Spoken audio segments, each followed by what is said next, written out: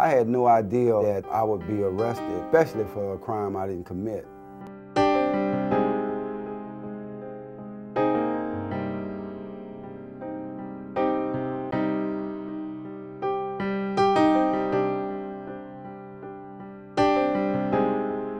I was incarcerated for 27 and a half years. I was incarcerated for not quite 14 years, but I was 20 years old at the beginning of my incarceration.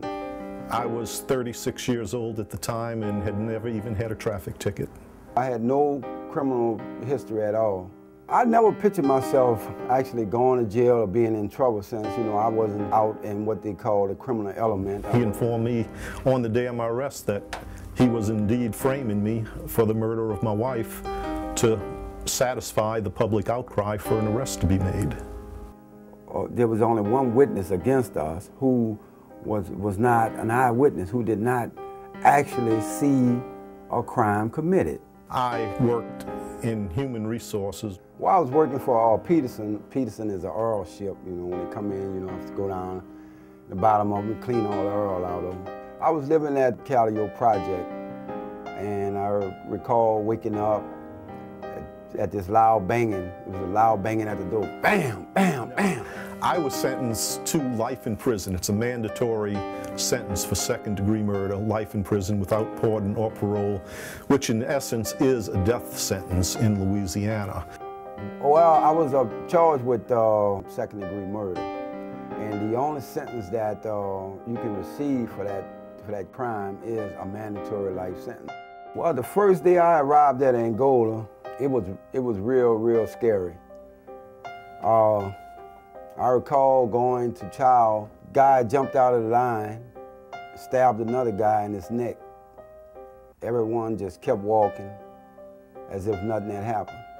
My first night in Angola, I'm placed in this cell. It's a one-man cell. Sometime during the night, there was an altercation between a guard and one of the inmates on the cell block where I was. That inmate was dragged from his cell, beaten by half dozen security guards. Like I say, the pain and the suffering is unimaginable. You'll go there and you'll see guys, they'll smile and they may be laughing, but that's just on the outside.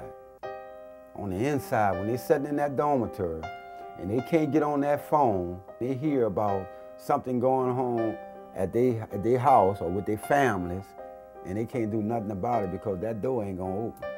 That's pain and suffering.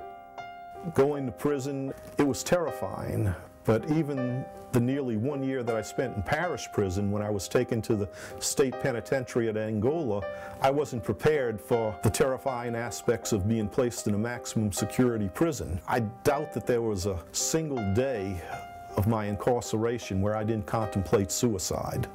There's a warden now who tells the prisoners, you're gonna die in prison. When my conviction was overturned, I was sent back to Angola. They appealed the lower court's decision, which meant 13 months I remained in Angola without a sentence.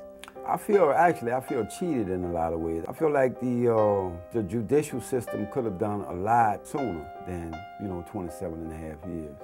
When I set foot on the other side of that gate, and it really felt like an exorcism. I didn't come to terms with it. There's something interesting in the human story. And so, I always find something in it that I can use in my own life and apply to my own circumstances. So.